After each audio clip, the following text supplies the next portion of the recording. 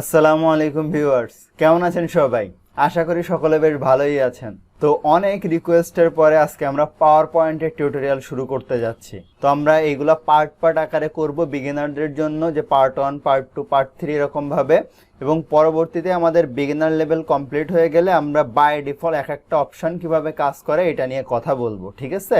তো আমি এখানে একটি পাওয়ার পয়েন্ট প্রেজেন্টেশন ওপেন করে রাখছি। এইটা হচ্ছে 2016 মাইক্রোসফট অফিসের 2016 ভার্সন। হ্যাঁ, তো আপনারা সবাই কম বেশি জানেন যে কিভাবে আসলে একটা প্রেজেন্টেশন অন করতে হয়। যদি না জানেন বা যারা জানেন তাদের আবার সুবিধার জন্য দুইভাবে এটা অন করা যায়, যে আপনি ডেস্কটপে গিয়ে মাউসের রাইট বাটন ক্লিক করে পাওয়ার পয়েন্ট অন করতে পারবেন, অথবা ভালো উপায় হচ্ছে যে আপনি আপনার যে ভার্সনই উইন্ডোজের ব্যবহার করেন সার্চ বারে যাবেন, যদি ইনস্টল দেওয়া থাকে এখানে আপনি লিখবেন POW, এভাবে লিখতে থাকবেন, দেখবেন যে চলে আসছে যে পাওয়ার পয়েন্ট 2016।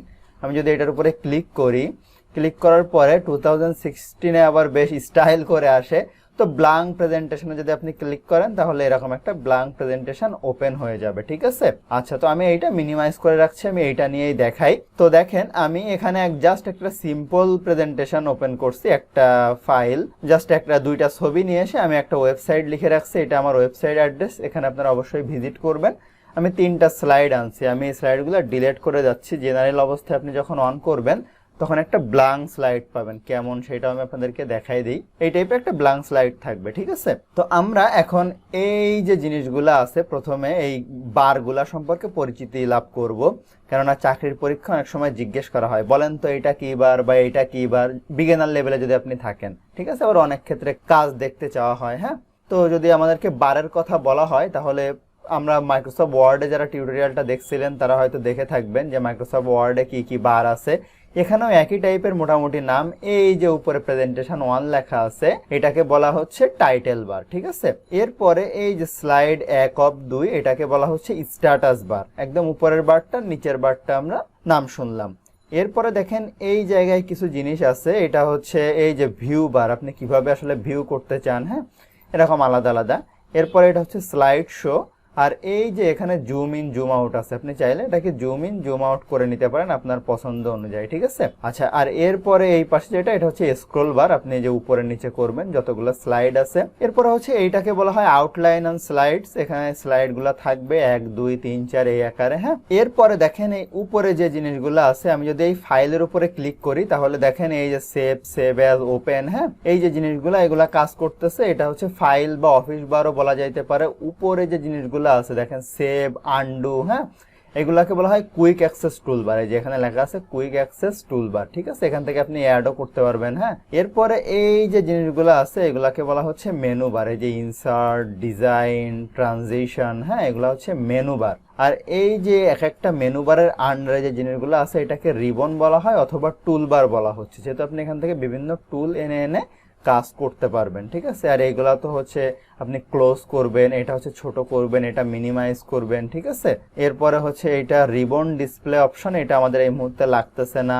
হ্যাঁ, আর এটা হচ্ছে ওয়ার্ক এরিয়া, যেখানে আপনি কাজ করতে পারবেন। তো এই ছিল মোটামুটি ভাবে আমাদের এই যে অফিস 2016 বা যে কোনো ভার্সন, এটার একটা শর্ট ডেসক্রিপশন যে কোনটাকে কি বলা হয়। হ্যাঁ, তো শুরু করার আগে আপনি যদি আমার চ্যানেলে নতুন হয়ে থাকেন তাহলে অবশ্যই কি করবেন, চ্যানেলটা এখান থেকে সাবস্ক্রাইব করে নেবেন এবং পাশে থাকা এই যে বেল আইকন এটার উপরে আলতো করে ক্লিক করবেন এবং এখান থেকে অল করে দিয়ে সেভ করে দিবেন, যার ফলে আমি প্রতিনিয়ত যে ভিডিওগুলো আপলোড করি সপ্তাহে 2 থেকে 3টা, ওই ভিডিওগুলোর নোটিফিকেশন আপনি এখানে খুব সহজে পেয়ে যাবেন, ফলে আপনার কোনো ভিডিও আর মিস হবে না। এছাড়া এই ওয়েবসাইট অবশ্যই ভিজিট করবেন, এখানে বিভিন্ন টিপস এন্ড ট্রিক্স শেয়ার করা হয়, আপনাদের মতামত এখানে জানাতে পারবেন বা আমার সাথে কন্ট্যাক্ট করতে পারবেন। এবং ফেসবুকে এই গ্রুপে অবশ্যই কানেক্ট হবেন। কানেক্টিভিটি তৈরি করার জন্য এইভাবে সার্চ করবেন রায়হান তানজিম 07 এবং ফেসবুকে এই পেজে অবশ্যই লাইক দিবেন, কারণ এখানেও বিভিন্ন টিপস শেয়ার করা হয়ে থাকে। তো ধন্যবাদ, চলুন শুরু করা যাক।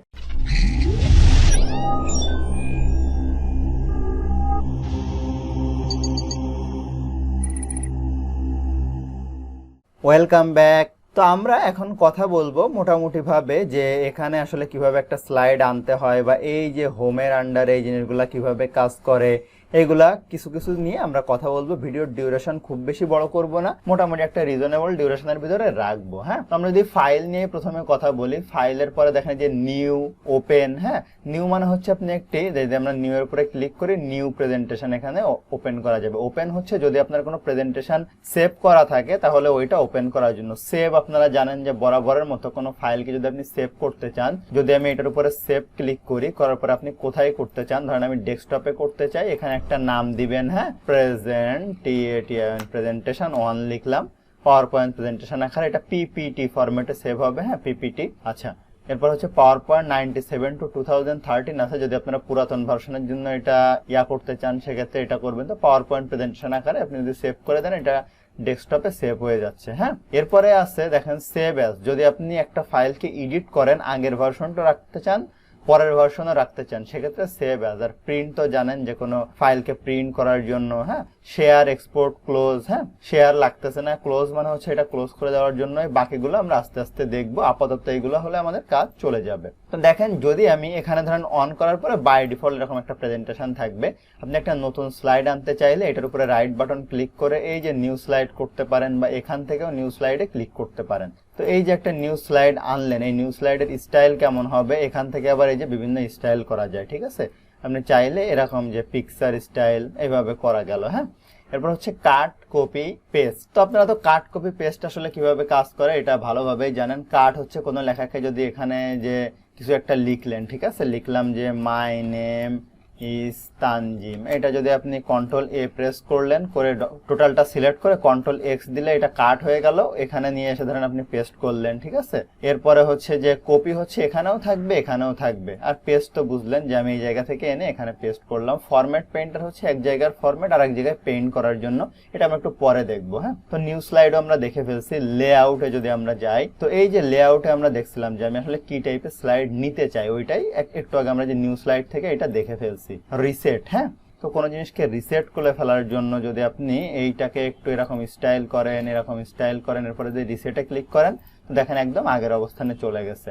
এটা নিয়ে আমরা আপাতত কথা বলতেছি না, এটা লাগবে না। তো তার আগে হচ্ছে যে আমরা যদি এই স্লাইডটায় যাই, যাওয়ার পরে এখানে দেখেন আমি একটু স্টাইল করে রাখছি। তো এরকম একটা স্টাইল আপনাদেরকে করে দেখাই। আমি এখানে একটা নিউ স্লাইড নিয়ে আসি। হ্যাঁ, তো এই নিউ স্লাইডে যদি আমি এখানে লিখি, তো হ্যাঁ, মাই নেম ইজ নোবডি। ঠিক আছে, তো এই যে লেখাটাকে যদি আপনি বোল্ড করতে চান, তাহলে এই যে বোল্ডের উপরে ক্লিক করবেন। যদি বোল্ড ইতালিক, তাহলে এই যে ইতালিক হয়ে গেল, এটা হচ্ছে আন্ডারলাইন হয়ে যাবে। ঠিক আছে, এখন যদি আপনি এটাকে একটু কি করতে চান, যে 3D টাইপের, এটার উপরে ক্লিক করলে দেখবেন লেখাটা একটু সুন্দর হয়ে গেছে। ঠিক আছে, এটাকে কি বলতেছে, তারা বলতেছে টেক্সট শ্যাডো। হ্যাঁ, মানে শ্যাডো আকারে যদি শ্যাডো দিতে চান। এরপরে হচ্ছে লেখার মাঝখানে যদি গ্যাপ, যেমন এই ক্যারেক্টার স্পেসিং। হ্যাঁ, এখানে দেখেন নর্মাল, টাইট, ভেরি হাই। যদি আমি এখানে নর্মাল আছে এইটা, যদি আমি ভেরি হাই দেই, দেখেন একদম কাছাকাছি হয়ে গেছে। যদি লুজ দেই, দেখেন দূরে চলে যাচ্ছে। ভেরি লুজ দিলে অনেক দূরে চলে যাচ্ছে। তো এই কাজগুলা করতে পারবেন। এই যে এখানে sentence case, upper case, lower case, নাকি সেন্টেন্স কেস, আপার কেস দিলে সবগুলা বড় হাতের হয়ে যাবে। হ্যাঁ, এটা হচ্ছে বড় ছোট করার জন্য। এরপরে এখান থেকে আপনি ফন্ট চেঞ্জ করতে পারবেন, যে ফন্ট আপনার ভালো লাগে এরকম একটা ফন্ট দিয়ে নিলেন। ক্লিয়ার অল ফরম্যাটিং, আমি এতক্ষণ যে ফরম্যাটিং এটার করছি, এটার উপরে ক্লিক করলে সব চলে গেল। হ্যাঁ, আমি কন্ট্রোল জেড প্রেস করে আগের অবস্থানে চলে গেলাম। তো আমরা এই জিনিসগুলো মোটামুটি কিন্তু দেখে নিয়েছি। তো আপনাদের ভিডিওটা যদি ভালো লাগতে শুরু করে, তাহলে অবশ্যই লাইক করবেন। কেমন লাগতেছে আমাকে কমেন্ট করে জানিয়ে দিবেন, যেন পরবর্তীতে আপনার জন্য ভালো ভালো টিউটোরিয়াল আমি নিয়ে আসতে পারি, বা কি টাইপের ভিডিও আপনারা দেখতে চান। এরপরে দেখেন এখানে যে অপশনগুলো আছে প্যারাগ্রাফের আন্ডারে। হ্যাঁ, তো এখানে মাইক্রোসফট ওয়ার্ডের মতো এইগুলা নিয়ে কথা বললে হলে সময়ই যাবে। তারপর আমি একবার একটু দেখিয়ে দিচ্ছি যে এই যে এখান থেকে বুলেট আনা যায়, যে আপনি আসলে লেখার আগে কি টাইপের স্টাইল করতে। তো এইভাবে আপনি খুব সহজে এরকম বুলেট আনতে পারবেন। আপনি ডিফারেন্ট লাইন যদি নিচের দিকে, ওটা তো টাইটেল, এখানে যদি আপনি লেখেন নেম, হ্যাঁ, এইভাবে ধরেন লিখলেন, লেখার পরে আপনি এগুলা সিলেক্ট করে যদি এখান থেকে ডিফারেন্ট বুলেট আনতে চান, এই যে এরকম আনা যাবে। ঠিক আছে, এরপর হচ্ছে এখান থেকে বুলেটের জায়গায় আপনি 1, 2 এই আকারে যদি দেখতে চান, তাহলে এরকম আনতে পারেন। হ্যাঁ, 1, 2 নাম্বার।